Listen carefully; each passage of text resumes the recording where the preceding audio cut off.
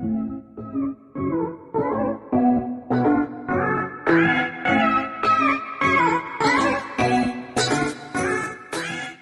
back, guys. What happens to the body after contracting the coronavirus? There's still a lot we don't know about the new coronavirus. But one thing that's clear is that in serious cases, the virus can have a devastating effect on the body, and not just on the lungs. Here's what we know so far about how COVID-19, the disease the new coronavirus causes, affects the different systems in the body. COVID-19 affects lungs as with other coronavirus trusted source illnesses, including SARS, MERS, and the common cold. COVID-19 is a respiratory disease, so the lungs are usually affected first. Early symptoms trusted source include fever, cough, and shortness of breath. These appear as soon as 2 days, or as long as 14 days, after exposure to the virus. Older people and those with chronic medical conditions appear to have a higher risk trusted source for developing severe illness.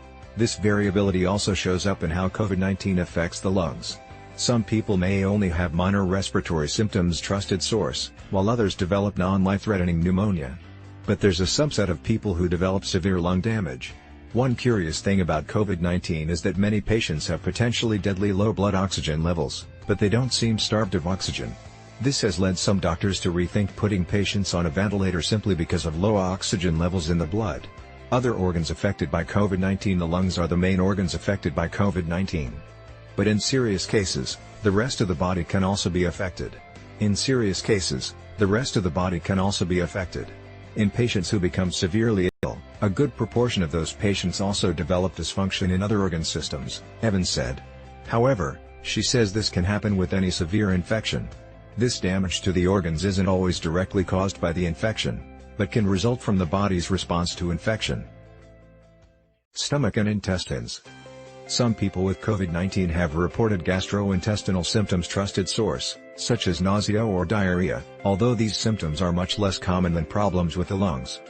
While coronaviruses seem to have an easier time entering the body through the lungs, the intestines aren't out of reach for these viruses.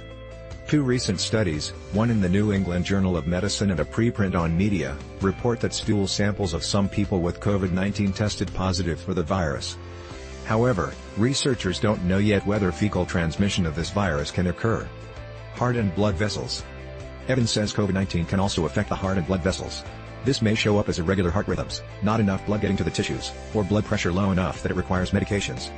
So far, though, it's not clear trusted source that the virus directly damages the heart. There are also signs that COVID-19 may cause the blood to clot more easily. It's not clear how much this plays in the severity of the illness, but clots could increase the risk of a stroke or heart attack. Liver and kidneys. When liver cells are inflamed or damaged, they can leak higher than normal amounts of enzymes into the bloodstream. Elevated liver enzymes aren't always a sign of a serious problem, but this laboratory finding was seen in people with SARS or mistrusted source. In one study of hospitalized COVID-19 patients in Wuhan, 27% had kidney failure. One recent report trusted source found signs of liver damage in a person with COVID-19. Doctors says it's not clear, though, if the virus or the drugs being used to treat the person caused the damage. During the SARS outbreak, scientists even found a virus that causes this illness in the tubules of the kidneys. Immune system. With any infection, the body's immune system responds by attacking the foreign virus or bacteria. While this immune response can rid the body of the infection, it can also sometimes cause collateral damage in the body. This can come in the form of an intense inflammatory response, sometimes called a cytokine storm.